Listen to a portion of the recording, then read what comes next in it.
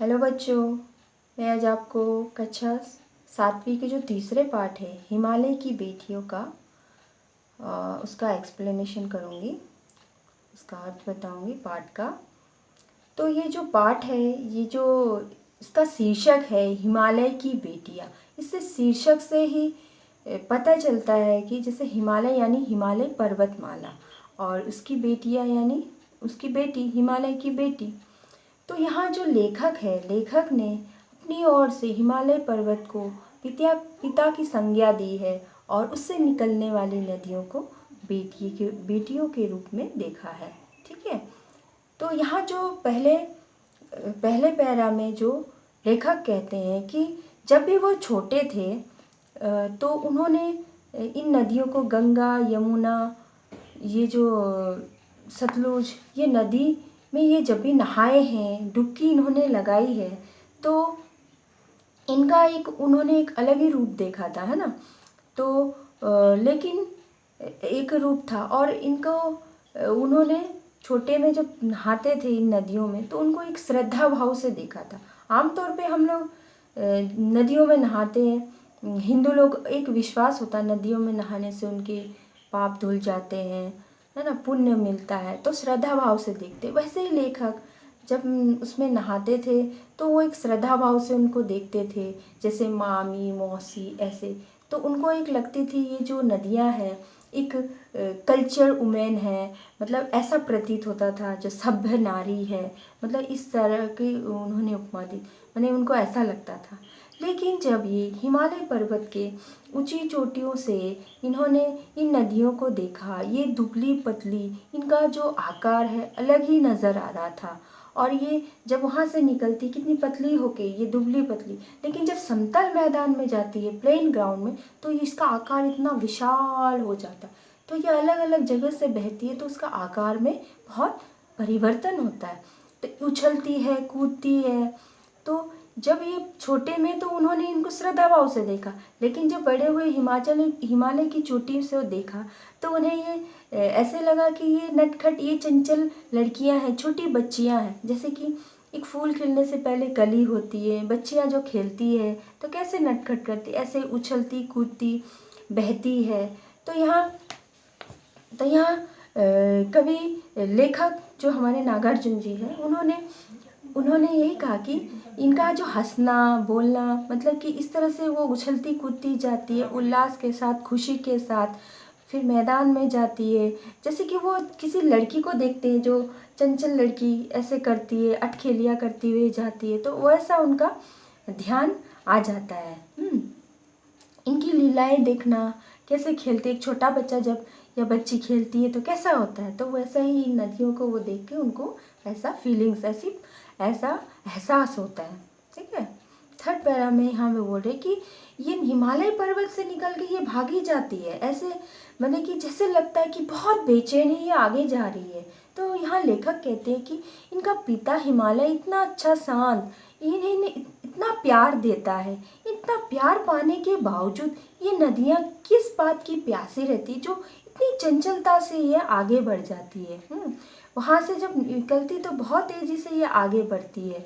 फिर रास्ते में इनकी घाटियाँ, उपत्यकाएं, कितनी सारी जगह से ये निकलती हुई अपना खेल दिखाते हुए आगे है। मतलब कि ऐसे नदी तो कभी ठहरी नहीं है, जैसे पॉन्ड या लेक या झील होता है, जो या झील या तालाब जो ठहराव होता है, लेकिन नदी जो होता है हमेशा बहती रहती है।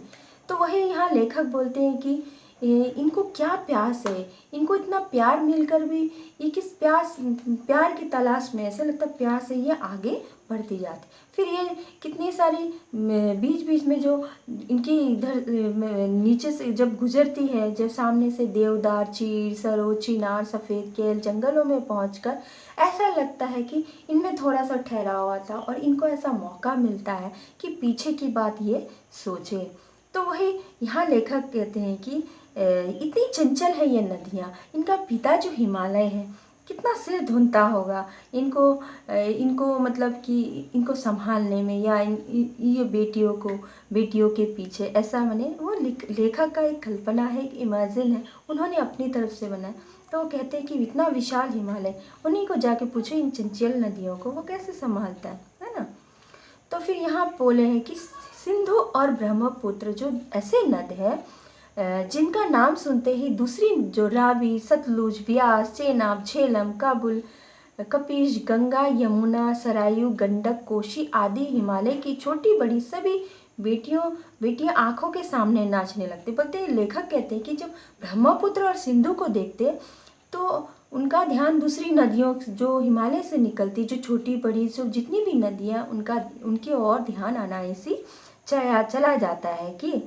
तो ऐसे लेखक कहते हैं कि वास्तव में जो हिमालय है, ये हिमालय से निकले ये जो सिंधु और ब्रह्मपुत्र, वास्तव में इनका अपना अस्तित्व नहीं। ये हिमालय की जो बर्फ़ है वो पिघल कर इन नदियों के द्वारा वो बहते हैं। और ये जो है दो महानद है, ये बहकर उन बर्फ़ पिघलती हुई बहकर ये आगे प्रभावित होती, माने आगे बहती है।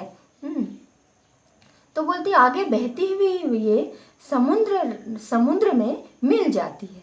तो यहाँ लेखक कहते हैं कि इन दो बेटियाँ, ये जो सिंधु और ब्रह्मपुत्र है, ये जाकर हिमालय से निकलकर, इसकी बर्फ जो पिघलकर हिमालय से निकलकर वो समुद्र में मिल जाती। तो कितना खुश नसीब है, ऐसे बोलते हैं कि इन दो बेटियों को समुद्र जो हिमालय की बेटी को समुद्र जो पकड़ लेता, समुद्र जो ले लेता।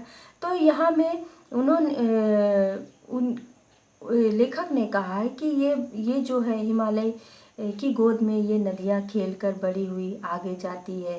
जैसे कि दंग धड़ंग, माने कि एक बच्चा जब जन्म होता है तो कैसा होता है, तो वैसे वो इन्होंने हिमालय से निकलने वाली नदियों को कहा कैसे बेटोक रोक टोक ऐसे वो निकलती है, प्रभावित होती है। और वैसे ही ये ब्रह्मपुत्र और सिंधु, उनसे निकली हुई ये नदी जो उनके बर्फ़ से पिघल के वो जाके बह के बाद में समुद्र यानी सी में जाकर मिल जाती है। तो इसलिए यहाँ लेखक कहते हैं कि समुद्र को अगर दामाद कहे तो बुरा नहीं होगा, और हिमालय को पिता की संज्ञा दे तो बुरा नहीं होगा। हिमालय की बेटियाँ निकलकर समुद्र में मिल जाती है, इनका समुद्र हाथ पकड़ लेते हैं, यानी वो उसका दामाद हो गया। तो ऐसे लेखक इनको संज्ञा देते हैं। फिर यहाँ के पैरा में बोलते हैं जो कालिदास है, उन्होंने बिरहनी यश से अपने मेघदूत से कहा था कि वेत्रवती वेतवा नदी के प्रेम का प्रतिदान देते जाना, तुम्हारी ये प्रेयसी तुम्हें पाकर अवश्य ही प्रसन्न होगी। तो यहाँ में जो कालिदास है महाकवि ने भी कहा था कि नदियों में एक प्यास होता है, उन्हें प्रेम की प्यास होती है, उन्हें ये देना जो उन्होंने अपने काव्य में लिखा था। तो यहाँ हमारे लेखक ने भी कहा नदियों इतना चंचल होती है, शायद उन्हें प्रेम की तलाश होती है। तो कोई भी अगर कवि या जो भी होगा लेखक, तो वो अगर नदियों के इन रूप को देखेगा कि वो जब संकरा में होती है तो पतली नज़र आती है, जब विशाल मैदान में होती है, जब बड़े मैदान में जाती है तो फैल जाती। तो वो नदी है जहाँ से ऐसे बहेगी, उसको जैसा रास्ता होगा वो ऐसा होगी, संकरा है तो पतली होगी, दुबली पतली, और उसका फैलाव होगा तो विशाल मैदान में वो विशाल रूप में देख। तो उसके अलग अलग इसका रूप अलग अलग जगह में अलग अलग रूप होता है। तो ऐसे ही उसकी चंचल भावना भी देखी जाती। तो कोई भी अगर देखेगा लेखक बोलते तो वो इसी नतीजे में पहुंचेगा ना, इसी शायद प्रेम की तलाश है। तो यहाँ जो काका कलेकर है, जो महान व्यक्ति थे, उन्होंने नदियों को लोक माता कहा। लोक माता तो कहा है क्योंकि ये नदियाँ हमारी माँ है, ये इससे हमें सब कुछ मिलता है, पानी मिलती है, इसके वजह से हमारा खाना पीना रहना सब कुछ निर्भर है। पानी नहीं रहेगी तो ना हम सिंचाई कर पाएंगे, ना हमारा खान पान चलेगा। तो पहले की जो भी सभ्यता होती थी हमेशा नदी घाटी के किनारे ही बसती थी, क्योंकि उससे लोगों का जीवन यापन होता था। तो यहाँ लोक माता कहना उचित है, और उन्होंने लोक माता का। तो यहाँ हमारे लेखक बोलते हैं कि मैंने उनको बेटियों का रूप दिया तो क्या हर्ज है। काका का लेकर जिन लोक माता दिया, मैंने उनको बेटियों का, जैसे इन्होंने अभी ये चैप्टर में हिमालय की बेटियाँ कहा, हिमालय से निकलने वाली नदियाँ उनकी बेटियाँ हो। तो ऐसे किया, अगर इनको प्रेयसी की भी भावना से जोड़ दे तो क्या होगा, क्योंकि ममता का रूप तो सब होती, माँ भी होती, बहन भी होती, बेटी भी होती, प्रेमिका भी होती है ना, एक औरत का ममता का कितना सारा रूप होता है। तो यहाँ में उन्होंने कहा कि कौन इतने कवि है जिन्होंने नदियों को बहन का रूप कहा है, बहन का रूप दिया है, दर्जा दिया है। तो ये सोचकर उनका मन दुखी हो जाता। पर अनायासी जो तिब्बत में सतलुज बहती है तो उनके किनारे जाते हैं, उनका मन उचटा होता है। लेकिन जैसे ही वो तिब्बत की वो सतलुज नदी में पैर देते तो उनका मन प्रफुल्लित हो जाता और एकदम तरोताज़ा हो जाता है। और तरोताज़ा हो जाने पर वो अनायासी गुनगुनाते हैं, जय हो सतलुज बहन तुम्हारी, लीला अचरज बहन तुम्हारी, जाऊं मैं तुम पर बलिहारी, तुम बेटी ये बाप हिमालय, चिंतित पर चुपचाप हिमालय, प्रकृति नट की चित्रित तट पर अनुपम अद्भुत छाप हिमालय, जय हो सतलुज बहन तुम्हारी। तो यहाँ में अनायासी लेखक के मुंह से क्या बोलते हैं, सतलुज बहन तुम्हारी जय हो, तुम्हारी लीला, ये जो तुमने चमत्कार दिखाई ये बहुत अचरज की बात है, क्योंकि पानी में पैर रख के लेखक तरोताजा हो गए। और हुआ मुदित मन हटा कुमारी, उनका मन दुखी था जो वो हट गया और खुशी की छटा छा गई। जाऊं मैं तुम पे बलिहारी, वो उन पे मर जाए, माने इतना उन पे वो मतलब कि उन पे वो जान आ गया, मतलब कि ऐसे करके। चिंतित तुम बेटी है बाप हिमालय, तुम्हारे पिता हिमालय, तुम उनकी बेटी हो। चिंतित पर चुपचाप हिमालय, हिमालय चिंता में रहता है बेटियों के लिए, लेकिन वह चुपचाप रहता है।